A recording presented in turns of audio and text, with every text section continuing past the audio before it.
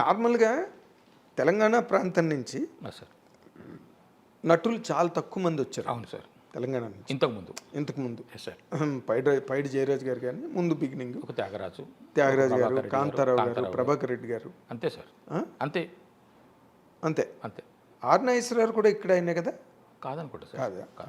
అయితే ఆంధ్ర నుంచి ఎక్కువ తెనాలి, విజయవాడ సార్ ఇండస్ట్రీ అది ఏమండి? అది ఎందుకు అట్లా జరిగిందంటారు? మీకేమైనా అనిపించిందా అన్నాళ్ళ స్టడీలో? నాకేమనిపిస్తుంది అంటే సార్, ఈ ఆంధ్ర వాళ్ళు ఎక్కువ ఉండడం, తెలంగాణ వాళ్ళు తక్కువ ఉండడం అనేది పాయింట్కు దానికి కారణం ఏంటంటే, ఈ ఆంధ్ర ప్రాంతంలో ఈ సినిమా అనేది వాళ్ళ వ్యాపకంలో కూడా ఒక భాగం. దాన్ని ఒక వృత్తిగా కూడా స్వీకరించేటటువంటి తత్వం. పైగా అక్కడ నాటకాలు, పౌరాణిక నాటకాలు, చారిత్రక నాటకాలు ఇవి వేయడం పరిపాటి. మంచి మాట. పరిపాటి. తెలంగాణలో అది లేదు. కాబట్టి దాని మీద ఎవరికి ధ్యాస లేదు, దాని మీద ఎవరికి దృష్టి లేదు. ఆ రంగాన్ని మనం వృత్తిగా ఎంచుకుందాం అనేటువంటి థాటే మాకు రాదు సార్. తెలంగాణలో జీరో.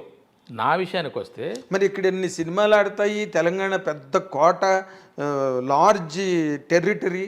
ఇప్పుడు ఆంధ్ర సీడెడ్తో కంపేర్ చేసినప్పుడు Telangana is a bigger area. ఎక్కడ? సినిమాకి. దేనికి? ప్రేక్షకులకి. నేను అదే అన్నాను. ప్రేక్షకులు సినిమా చూస్తాం, ఎంజాయ్ చేస్తాం. సినిమా చేస్తాం కాదు. ఓకే, సినిమా చూస్తాం, ఎంజాయ్ చేస్తాం. కానీ ఆ చూస్తాంకి చేస్తాంకి ఎందుకు మధ్యలో కనెక్షన్ రాలేదు? ఇదే చెప్పాను సార్. మాకు ఈ నాటకాలు, ఈ పద్య నాటకాలు, పౌరాణిక నాటకాలు, సాంఘిక నాటకాలు, సినిమా ఒక నాటకం వేయడం అనేది మా దగ్గర అంతగా లేదు.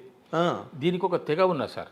భాగవతులని, దాసరోళ్ళని, ఇవి కొంతమంది వాళ్ళకు వృత్తి అది. ఇప్పుడు సురభి అయితే సంస్థలు, నాటకరంగ సంస్థలు ఉన్నాయో అలాగా మా దగ్గర ఒక తెగ బహురూపుల వాళ్ళు, దాసరి వాళ్ళు, ఈ ఇంకోటి చెప్పాను మీకు, ఈ వీళ్ళు మాత్రమే మొహానికి రంగేసుకొని ఒకనొక ప్రదేశంలో తెల్లవారులు ఒక నాటకం ఆడేవాళ్ళు. మాదంతా వికృతి భాష కదా, ప్రకృతి భాష కాదు, మాదంతా వికృతి భాష. దాన్ని వేసుకుంటే దాన్ని పనిచేసే వికృతి భాష అంటే ఇప్పుడు నీ బాంచన్ ద్వారా అంటాం. బాంచన్ అనేది వికృతి, బానిసను అనేది ప్రకృతి. నీ బానిసన్ ద్వారా అని ఆంధ్రాలో అంటారు, నీ బాంచన్ ద్వారా అని మన వాళ్ళు అంటారు. అంతే తేడా. అలాగా ఈ చిన్న వర్గం వాళ్ళు, ఒక వైపు వర్గం వాళ్ళు కేవలం దాన్నే వృత్తిగా, అదే కుల వృత్తిగా తీసుకొని వేషాలు వేసేవాళ్ళను చూసి కొంతమంది ఎంజాయ్ చేసేవాళ్ళే తప్ప, ఇలాగ పద్యాలు పాడాలని, హార్మోనియం వాయించాలని, తబలా వాయించాలని, దీర్ఘం తీసి రాగాలు పాడాలని, పద్యాలు రాయాలని ఆలోచన మా వైపు లేదు సార్. అందువల్ల దీనికి దూరమే తప్ప. మీకు డామినేటింగ్గా ఏముండేదండి మరి అప్పుడు? సినిమానే సార్, వేరే ఏం లేదు. వేరే మళ్ళీ చాలా ఎవరైనా నాటకాలు చూసాము అని అంటే అక్కడ నుంచి వచ్చిన వాళ్ళు ఇక్కడ నాటకం వేయటమే. ఇప్పుడు సురభి వాళ్ళు వచ్చారు, సురభి సంస్థ ఒక 4 రోజులు నాటకం ఆడింది, అది కూడా అంతటా వేసేవాళ్ళు కాదు కదా సార్. దాన్ని కూడా చాలామంది చూసేవాళ్ళు కాదు కూడా. అవునా? అలాగే సార్, అంతే. సో మీకు బేసిక్గా ఏదైనా సరే ఎగ్జిబిషన్ మీద లేదు, ఆర్ట్ ఎగ్జిబిషన్ మీద ఇంట్రెస్ట్ లేదు తెలంగాణలో? లేదు, నా భావన, ఇది నా ఒపీనియన్, నా అవగాహన, నా ఆలోచన. కాదు సార్, మీరు తెలంగాణ బిడ్డ. అవును, తెలంగాణ నేను ఎప్పుడు గమనించలేదు. ఎందుకంటే మీరు నేనున్నది మెదక్ జిల్లా సార్. నాకు తెలిసి ఎక్కడ తెలంగాణలో ఎక్కడ కూడా లేదు. ఎందుకంటే ఉంటే అంతటా ఉంటుంది కదా సార్. అదే నేను ఇంతకుముందు కూడా చక్రపాణి గారని, అవును, ఆనంద్ చక్రపాణి మా సోదరుడే, ఆయన ఇంటర్వ్యూ చేశాను నేను. అవునా? చేసినప్పుడు ఆయన అన్నారు, నేను ఇదే ప్రశ్న ఇలాగే అనుకోకుండా టాపిక్ వచ్చింది సార్, అడిగాను నేను సార్. ఎందుకంటే ఆయన చిటికల పందిరి అనే సినిమాలో హీరో. అవునా? ఎప్పుడో 80s లో. దాసి సినిమాలో. చిటికల పందిరి గురించి నాకు తెలియదు కానీ ఆయన దాసి సినిమాలో అప్పుడు ఎప్పుడు sir B Narasimharao cinema 75-74 Chitikala పందిరిలో కూడా హీరో అయింది. అవునా? మరి ఆ తర్వాత ఎక్కడ కూడా సైలెంట్ అయిపోయాడు, ఎక్కడ వేషాలు లేవు. ఇప్పుడు సైలెంట్ గానే ఉన్నట్టున్నారు. లేదు, ఇప్పుడే 4 సినిమాలు చేస్తున్నాడు. అంటే సైలెంట్ గానే ఉంటారు ఆయన. సైలెంట్ పర్సన్ ఆయన కూడా. మీరు మీలాగే ఆల్మోస్ట్ నేనన్నా కొంచెం పరిచయం అయితే మాట్లాడుతున్నాం కానీ ఆయన అది కూడా మాట్లాడారు. అది అతను గమనించిన ఆ విషయం. అతను నేను అడిగా ఇదే మాట. అడిగితే ఆయన ఏమన్నాడంటే, మాకు అసలు ముందు తిండి లేదు, ప్రాణభయం, వీటన్నిటిని మించి మేమంటే చిన్నచూపు. ఎక్కడ చిన్న చూపు? సినిమా పరిశ్రమలో. అది సినిమా పరిశ్రమకు సంబంధించి మాకు అసలు బేసిక్లోనే ఆర్ట్ను పోషించేంత ఓపిక, స్తోమత మాకు లేవు తెలంగాణలో. తెలంగాణ నేపథ్యంలో కళాకారులు అనబడే వాళ్ళు బహురూపుల వాళ్ళు, దాసరి వాళ్ళు, ఈ భాగవతులు వేసే వాళ్ళే తప్ప దాన్ని అది అది మాస్గానే ఒక చిన్న తెర కట్టుకొని ఈ పక్క ఉండదు, ఇంకేముండదు. ఆ కిందికి దిగి వేషం వేసుకొని చీర చుట్టుకొని రావడమే, మళ్ళీ మార్చేసి ధోతి కట్టుకొని రావడమే తప్ప ఇంకా వేరే ఏముండదు. ఆ ఊపుసుపక్క ఉండే ఫ్రెండ్లీ టీం ఉంటుంది. ఇప్పుడు మీరు, నేను, ఇంకో నలుగురు ఫ్రెండ్స్ ఉన్నామంటే నేను తాళాలు కొట్టడం, ఒకటి తబలా కొట్టడం, ఒకటి హార్మోనియం వాయించడం, ఒకటి పాట పాడడం, ఇంతే తప్ప ఇంకా అది కూడా టైంపాస్కే, కొద్దిపాటి టైంపాస్కే తప్ప ఇంకా వేరే ఏం లేదు సార్. మా దగ్గర దాన్ని ఏమంటారంటే టేస్ట్ లేకపోవడం కాదు, టేస్ట్ ఉన్నది. టేస్ట్ లేకపోతే సినిమా ఎందుకు చూస్తాం సార్? యావతం చూస్తాం సినిమా, నేను అదే ఆబగా చూస్తాం సినిమా. మరి అంటే పెద్ద పెద్ద హిట్లన్నీ తెలంగాణ నైజాం. నాకు తెలిసిన విషయం సార్, భగవంత్ కేసరి సినిమా కూడా తెలంగాణ ఏరియాలోనే మంచి డబ్బులు రాబట్టుకున్నది అని చెప్పేసి అని విన్నాను నేను. అంటే comparatively other areas comparison cinema చూస్తారు సార్. సినిమా మా వాళ్ళు సినిమా నచ్చింది అని అంటే వేసేస్తారు 100 రోజులు, డౌటే లేదు. అవును, అసలు చిరంజీవి గారి క్వార్టరీ అంతా నైజంలోనే ఉంది. ఇంకొకటి ఆంధ్రాలో దాని యొక్క బేరీజ్ వేస్తారు ఆంధ్ర ప్రేక్షకులు, రివ్యూలు చూస్తారు, సినిమాని గురించి కొత్త దాన్ని ఏమంటారు విశ్లేషిస్తారు. మా దగ్గర అలాగే ఉండదు. ఆ విశ్లేషణ, ఆ బేరీజులు అవి ఉండవు. చిరంజీవి గారి సినిమా వచ్చింది చూద్దాం, బాలకృష్ణ గారి సినిమా వచ్చింది చూద్దాం, రాజేంద్ర ప్రసాద్ గారి సినిమా వచ్చింది ఇంతే తప్ప అంత పెద్ద తేడాలు కూడా అభిమాన సంఘాలు అవి కూడా పెద్ద మా వైపు అంత పెద్దగా ఉండవు. ఏ అభిమానం ఉన్నా మా లోపల మేమే దాచుకుంటాం సార్. ఎక్స్ప్రెస్ కూడా పెద్దగా చేయం సార్. ఈ అంటే నేను ఇప్పుడు ఈ మధ్య నేను ఆంధ్ర ఏరియాలో ఎక్కువ తిరుగుతున్నాను షూటింగ్ల పరంగా, కొన్ని టూర్ల పరంగా. అక్కడ కటౌట్లు, ఫ్లెక్సీలు చిన్న చిన్న పల్లెల్లో బస్సు తిరిగా సార్. అక్కడ బస్సు తిరగడానికి కష్టము, అర్థం దగ్గర పెద్ద కటౌట్ ఉంటుంది, ఇక్కడ పెద్ద కటౌట్ ఉంటుంది, రెండు ఆపోజిటే, మళ్ళీ ఒకటే పల్లెలో ఒకటే గూడెంలో. మా దగ్గర అట్లేదు. ఆ కటౌట్లు మేము చిన్నగా ఒక తడక మీద వేసే పోస్టర్కే పరిమితం. 8 షీటో 4 షీటో పోస్టర్ మహా గొప్ప అయిపోతుంది మా దగ్గర, అంతే సార్. 24 షీట్ ఉండదు మీకు? అబ్బే 24 షీట్ అనేది ఏంటి, అది ఎక్కడో సినిమా థియేటర్ దగ్గర వేస్తాడేమో కానీ ఈ బయట ఎక్కడ ఉండదు అది. అదే మా దగ్గర ఇంత పెద్ద హడావుడి ఉండదు సార్. సినిమా చూడటం ఖాయము. కానీ ఇటీవల రోజుల్లో బాగా పెరిగిందండి, ఎందుకంటే తెలంగాణ నుంచి మంచి మంచి డైరెక్టర్లు వచ్చినారు. శేఖర్ కమ్ములు కానీ, లేకపోతే ఎన్ శంకర్ కానీ, మంచి డైరెక్టర్లు తెలంగాణ నుంచి వచ్చారు, నటులు వచ్చారు, నిర్మాతలు వచ్చారు.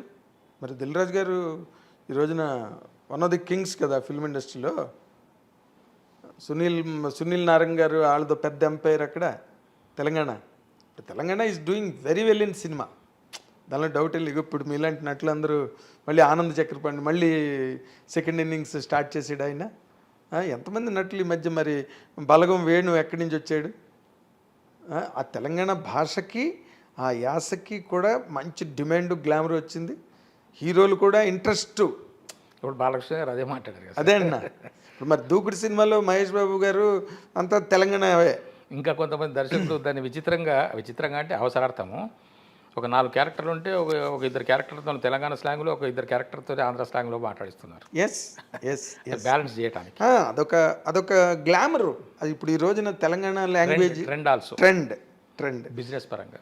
ఇప్పుడు అందుకని మీరేంటంటే ఈ తరంలో మార్పులు వచ్చినాయి, మీ అవుట్లుక్లో కూడా మార్పులు వచ్చినాయి. అంటే ఇంత లేట్ అన్నమాట ఇక్కడ. అవును సార్, 27 ఏళ్ళు లేట్ అయింది సినిమా మీ కెరీర్ పరంగా. 27 ఏళ్ళ 4 నెలలు లేట్ అయింది. నేను నా కోరికను నా డిగ్రీ అయిపోయిన వెంటనే అనుకున్నాను సార్, స్థిరపడక ముందు, నా పెళ్ళి అవ్వక ముందు.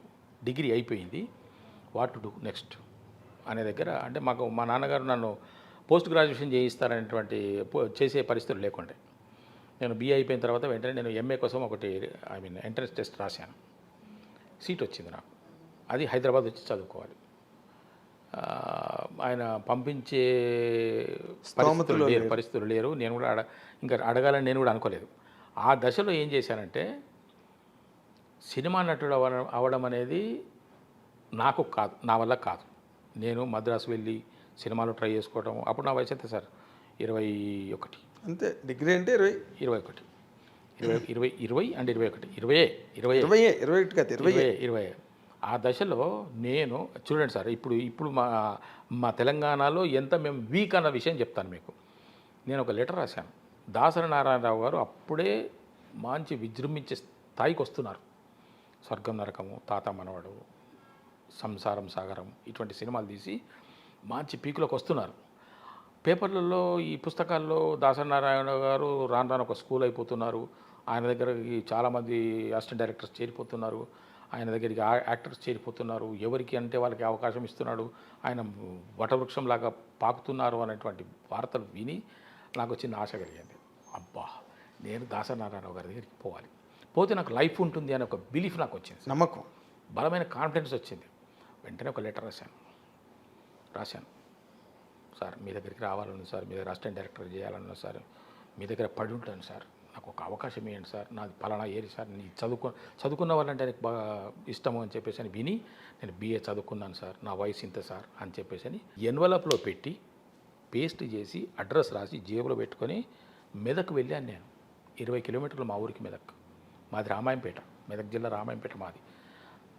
మా ఊర్లో అంటే దాని రిజిస్టర్డ్ పోస్ట్ అక్నాలజ్మెంట్ డ్యూ వెనక పక్క ఒకటి అక్నాలజ్మెంట్ రాశాను, దాంట్లో ఫ్రమ్ అడ్రస్ ఉంటుంది. పోస్ట్ ఆఫీసు వాడు దాసరి నారాయణరావు సినిమా డైరెక్టరు మద్రాసు ఎవడబ్బా వీడు రాశాడు అని చెప్పి చూస్తే వెనుక నా బొమ్మ, నా అడ్రస్ కనపడుతుంది కదా, వీడొచ్చి మళ్ళీ మా నాన్నగారికో ఊర్లో తెలిసిన వాళ్ళకో వీడు లెటర్ రాసిండయ్యా దాసరి నారాయణరావు గారికి అని చెప్పుతాడని చెప్పేసి మెదక్ వెళ్ళాను సార్. నేను అక్కడి నుంచి పోస్ట్ చేయడం, మెదక్లో పోస్ట్ చేశాను. ఓ మెదక్లో బస్సుకు వెళ్ళి మెదక్ పోస్ట్ ఆఫీసులో దాన్ని అటు ఇటు వేసేసి ఇచ్చేసాను. అక్నాలజ్మెంట్ డ్యూ నాకు వచ్చింది, కానీ ఆయన నుంచి జవాబు రాలేదు. అంటే చెప్తున్నాను, తెలంగాణ వాళ్ళు సినిమా అంటే ఎంత జంకుతారు, ఎంత వెనకబడి ఉంటారు, సాహసించరు, చెప్పుకోవడానికి కూడా సాహసించరని చెప్పడానికి మీకు ఈ విషయం. నా కోరిక నేను చంపుకోలేదు, అణుచుకున్నానే కానీ చంపుకోలేదు సార్. నేను నా డిగ్రీ అయిపోయిన వెంటనే నేను ఇదే ఈ పనే చేశాను నేను ఫస్ట్ ఆఫ్ ఆల్. ఆ తర్వాతనే నేను మళ్ళీ ఒక వ్యాపారం చేయటము, ఆ తర్వాత ఉద్యోగంలోకి పోవటము, ఆ తర్వాత ఇప్పుడు జరిగింది అంతా చేశాను. నేను అప్పుడు ప్రయత్నం చేశాను.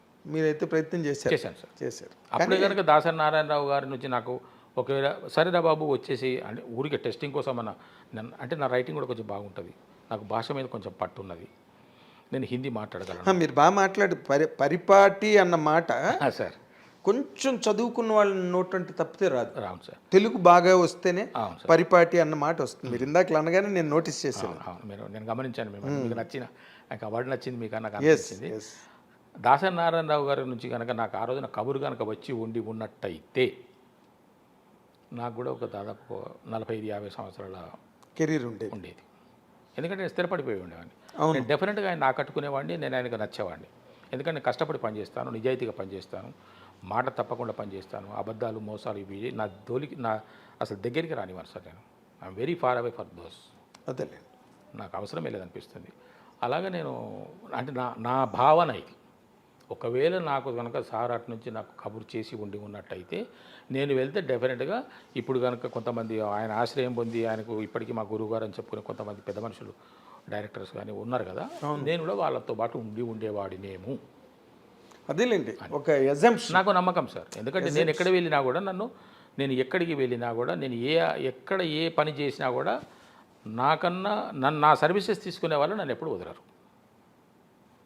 వదిలే ప్రసక్తి ఉండదు. ఎందుకంటే వాళ్ళకు నన్ను మించినటువంటి నమ్మకస్తుడు, ఒక రైట్ హ్యాండ్ బిలీఫ్. నాకు ఏదైనా పని అప్పగించారు అని అంటే నిశ్చింతగా ఉండొచ్చు సార్, నిశ్చింతగా ఉండొచ్చు. 5 గంటల లోపల నువ్వు పని చేసుకురామంటే 4:55కు మీ దగ్గరికి వచ్చేస్తాను సార్, కంప్లీటెడ్ అంటే అంతటి నేను ఇంకా నాకు వేరే పని ఉండదు సార్, వేరే ఆలోచన ఉండదు. కాబట్టి మీరు అన్నాళ్ళు అంత మంచి పేరు తెచ్చుకుని అంతే సార్ ఉద్యోగంలో ఉండగా నాకు వేరే రేపటి గురించి నాకు ఏం ఆశలు లేవు సార్. భగవంతుడు ఇచ్చిన పిల్లలు అందరూ సెటిల్ అందరి ఇప్పుడు ఒకటి సార్, పిల్లల విషయంలో కూడా చెప్పాలి అని అంటే ఎవరి బ్రతుకు వాళ్ళు బ్రతకాలన్నది నా పాయింట్ సార్.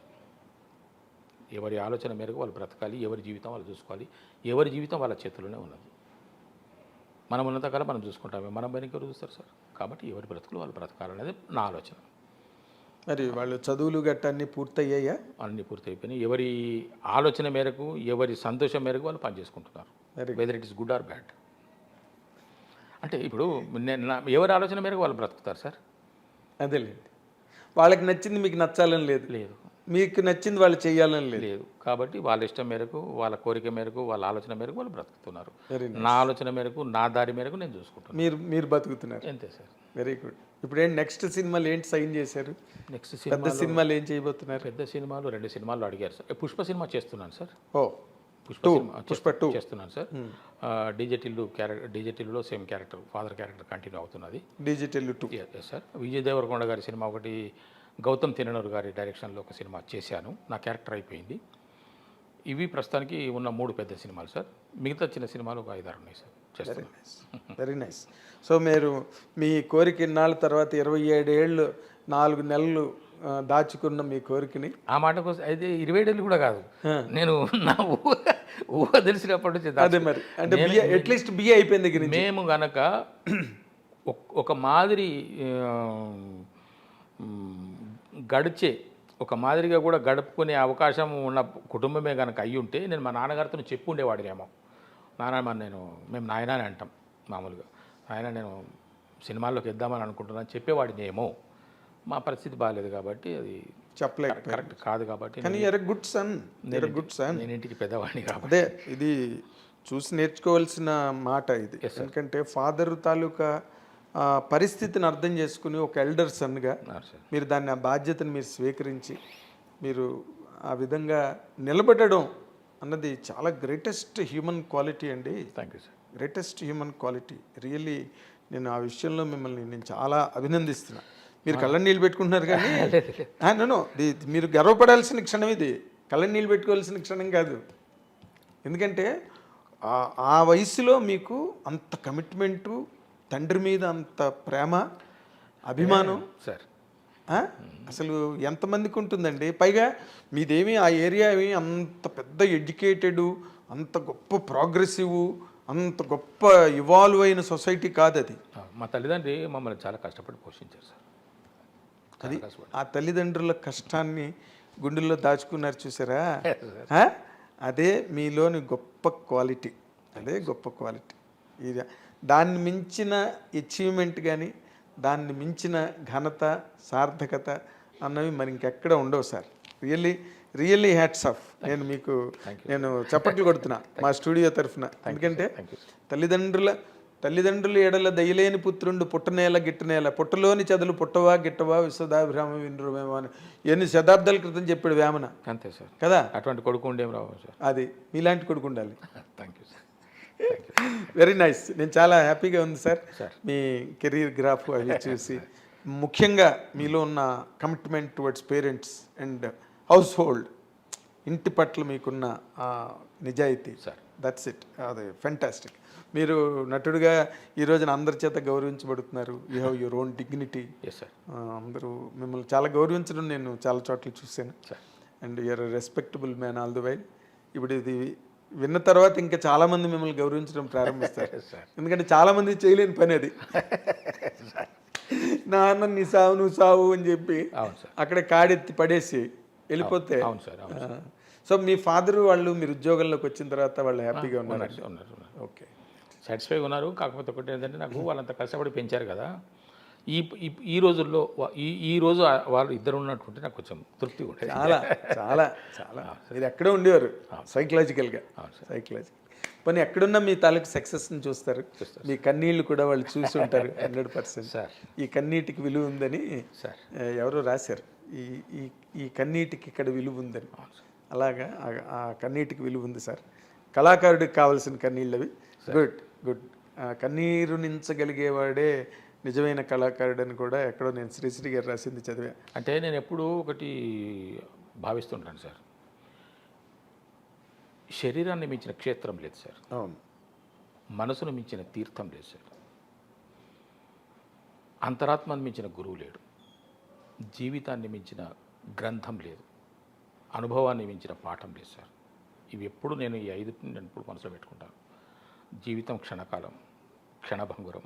ఏ నిమిషానికి ఏం జరుగుతుందో తెలియదు. అందుకే నేను మీరనే ఈ సక్సెస్ కావచ్చు, మీరనే ఈ స్టేజ్ కావచ్చు, నేను కోరుకున్నదే కానీ భగవంతుడు నన్ను అనుగ్రహించి నాకు ఈ విధంగా ఇచ్చాడు అని అనుకున్నాను. కోరుకున్నవన్నీ సఫలం కావు సార్. కోరికలు మనకు చాలా ఉంటాయి, అవును, అన్నీ సఫలీకృతం కావు.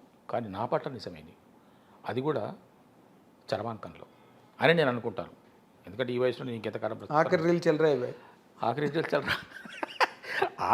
చల్లరా అట్లా. అందుకే నేను బోనస్లో బ్రతుకుతున్నాను. కాబట్టి నాకు వేషాలు అడగకూడదని కాదు సార్, వెళ్ళి వస్తున్నాయి కదా మనకు. కానీ మీకు నేను ఇన్నాళ్ళు నేను సినిమా పరిశ్రమలో ఉండే వ్యక్తిగా సరే. ఒక్క సలహా మాత్రం ఇవ్వగలను. ఏం లేదు, మీరు స్నేహపూర్వకంగా ఒక స్నేహ వాతావరణంలో అందరినీ వెళ్ళి కలవడం అంటే ఏమనుకుంటారు నాకు ఏమనుకోరు సినిమా ఇండస్ట్రీ. అదొక భయం. ఈ రోజున మీరు ఎస్టాబ్లిష్ అయిపోయారండి. సార్ మీరు సినిమాల ద్వారా పూర్వం కాదు, ఆ, ఏదో రామానంద్ ఏంటి ఇక్కడ అనడానికి yes. తర్వాత మీ నటన చూసి ఆయనే మెచ్చుకోవడం కూడా జరిగింది. So you're now an established actor. Sir మీరు బాలకృష్ణ గారు లాంటి సినిమాలో యాక్ట్ చేశారు, బలగం లాంటి ఒక బలమైన సినిమాలో యాక్ట్ చేశారు, పుష్పలో చేస్తారు. పుష్పలో చేస్తున్నారు. ఇంకేంటి, మీరు వెళ్ళి సరదాగా ఫ్రెండ్లీగా అందరి దగ్గరికి వెళ్ళి అయితే హలో సార్ గుడ్ మార్నింగ్, ఈ భయమే ఉన్నది సార్ నాకు. ఏమక్కలే ఏమనుకుంటారు ఏంలే. ఇప్పుడు మీరు అందరూ యాక్టర్ అయిపోయారు, మీరు ఒకసారి పలకరిస్తారు, నాకు అందరి దగ్గరికి వెళ్ళాలని ఉంటుంది సార్, అందరినీ కలవాలని ఉంటుంది. ఫ్రెండ్లీగా వెళ్తారు, పలకరిస్తారు, హలో సార్ అంటారు, వెళ్ళిపోతారు. ఇప్పుడు వాళ్ళు మీకు వేషం ఇవ్వకపోతే మీకు ఇంటి దగ్గర గడవని పరిస్థితి అయితే మీకు లేదు కదా, నాకు పెన్షన్ వస్తుంది సార్ కదా, హ్యాపీ. కాబట్టి మీ స్నేహాన్ని పంచండి అందరికి, చేస్తాను. మీ ఫ్రెండ్షిప్ ని పంచండి. రే ఆయన వచ్చాడు సరదాగా వచ్చాడు, ఏమనుకుంటారు అనే ఒక భయంతో వెళ్ళట్లేదు. కానీ అది అందరినీ కలవాలని ఉంటుంది. ఎందుకు సార్ ఇప్పుడు ఇంత చేసినా కూడా మీకు ఒక అంటే నేను ఎంతటి నా మనస్తత్వం మీరు మీరు మీకు ఒక చెప్తాను, ఎందుకంటే మీరు నాకు ఇంకో ఏమో దాన్ని బట్టి ఒక సలహా ఇవ్వగలరు, మీరు సూచించగలరు. భగవంత్ కేసరి సినిమా నేను 19 రోజులు పనిచేశాను సార్. అనిల్ రావుపూడి గారితో ఒక్కరోజు మాట్లాడలేదు నేను. మీరు వినండి, ఇంకా నా పరిస్థితి చూడండి మీరు. ఇంకా ఒక్కరోజు అంటే ఒక్కరోజు మాట్లాడలేదు సార్. సీన్లో మురళీధర్ గారు మీరు అక్కడ నిలబడండి, ఈ డైలాగ్ చెప్పండి, సీన్ చూసుకున్నారా అంటే దానికి జవాబిచ్చి నేను అంతవరకు తప్ప సెట్ కెమెరా పక్కన నేను ఆయనతో మాట్లాడలేదు. పక్కన నిలబడేవాడిని, వెనక నిలబడేవాడిని తప్ప ఆయన ముందర కూడా నిలబడేవాడిని కాదు. అంటే మీరు ఇప్పటి వరకు చేసింది కరెక్ట్ సార్. ఎలా అంటే మీరు కొత్తగా ఆర్టిస్ట్ అయ్యారు, వికిలిగా నేను అక్కడ మొదటి రోజు నిలబడడానికి వెళ్ళినప్పుడే కాళ్ళు వణికాయి సార్ నాకు. అంత పెద్ద సినిమా, అంత పెద్ద ప్రొడక్షను, అంత పెద్ద హీరో, అంత పెద్ద దర్శకులు అనేటువంటి ఒక వణుకు ఉండేది నాకు. అదే అందువల్ల నేను 19 రోజులు పనిచేసిన 19వ రోజు కూడా ఈవెన్ ఎందుకు సార్ ఇప్పుడు కూడా సినిమా రిలీజ్ అయిన తర్వాత బాలకృష్ణ గారితో మనకు మాటమంతి అయినా, అల్లిరావుపూడి గారితో నేను 2 రోజులు టూర్కు వెళ్ళి వచ్చినా ఇప్పటికీ నేను ఆయన ముందరకు కూడా వెళ్తలేను. అది ఒక్కొక్కసారి సార్ ఇప్పుడు ఈ స్టేజ్ నుంచి మీరు అలా ఉంటే ఇతనికి బాగా పొగరు అనుకునే అవకాశం కూడా ఉంది. అది జాగ్రత్త, దయచేసి నేను అపార్థం చేసుకోవద్దని జాగ్రత్త పడండి. ఎందుకంటే ఇప్పుడు మీరు ఎస్టాబ్లిష్ అయ్యారు, 19 రోజులు భగవంత్ కేసరిలో యాక్ట్ చేశారంటే మీరు ఎంత యూనిట్కి కానీ టీమ్ మెంబర్స్కి కానీ ఎంత క్లోజ్ అయ్యి ఉంటారు. అవును సార్, అందరికీ. అలాగే సినిమా ద్వారా ఎంతమందికి క్లోజ్ అయ్యి ఉంటారు. అందుకే నేను ఏమంటానంటే ఎన్బీకే అంటే ఇది ఇంతకుముందు కూడా ఒకసారి చెప్పాను, మళ్ళీ చెప్తున్నారు సార్. ఎన్బీకే అంటే నందమూరి బాలకృష్ణ, ఎన్బీకే అంటే నేలకొండ భగవంత్ కేసరి, ఎన్బీకే అంటే నాకు భగవంతుడు ఇచ్చిన కాను. కానీ ఆ సినిమా గురించి నేను చెప్పుకుంటాను సార్. ఫ్యాంటాస్టిక్. లేకుంటే నేను ఆ సినిమాలో చేయడం ఏమిటి అని అనిపిస్తుంది సార్. అందుకే నేను భయపడుతూనే ఉంటాను సార్. ఇది నేను భయంతో వెనక ఉండటమే తప్ప కలవకుండా ఉన్నాడు అని అనుకోవడానికి దయచేసి నేను ఎవరు అపార్థం చేస్తాను. అందుకనే మీరు మార్చుకోమని చెప్తున్నాను నేను సార్. ఇవాళ నుంచి మీరు మార్చుకోండి. అందరి దగ్గరికి ఫ్రీగా ఉన్నప్పుడు ఒక ఆఫీస్కి వెళ్ళండి, వాళ్ళని పలకరించండి. సార్ మురళీధర్ గౌడ్ సార్ అంటే వాళ్ళు కూడా మిమ్మల్ని చూడగా రెండు మురళీ గారు ఏంటి విశేషాలు అడుగుతారు, ఏం సినిమా చేస్తున్నారు అని అడుగుతారు. ఇగో ఈ సినిమా ఆ సినిమా అని చెప్తారు, ఊరికే ముచ్చట మాటమంతి వెళ్ళిపోతారు, వస్తాను సార్ అని చెప్పి. వాళ్ళకి ఒక ప్లెజెంట్ ఫీలింగ్ మురళీధర్ గౌడ్ వచ్చాడని, మీరు ఒకరిని కలిసారని ఫీలింగ్ మీకు ఉంటుంది. ఇంకా మీరు ఇప్పుడు వేషాల కోసం వెళ్తున్నారని ఎవరు అనుకోరు సార్, ఎందుకంటే మీ వేషాలు మీకున్నాయి, మీ సినిమాలు మీకున్నాయి. విన్నారా? అంచేత ఇక మీదట మీరు ఇంకా బాగా యాక్టివ్ అవ్వాలి, సినిమా ఇండస్ట్రీలో యాక్టివ్ అవ్వాలి, అలాగే సినిమాల్లో తెర మీద కూడా ఇంకా బాగా యాక్టివ్ అవ్వాలని ఐ డ్రీమ్ తరఫున నేను నాగేంద్ర కుమార్ కోరుకుంటున్నాను.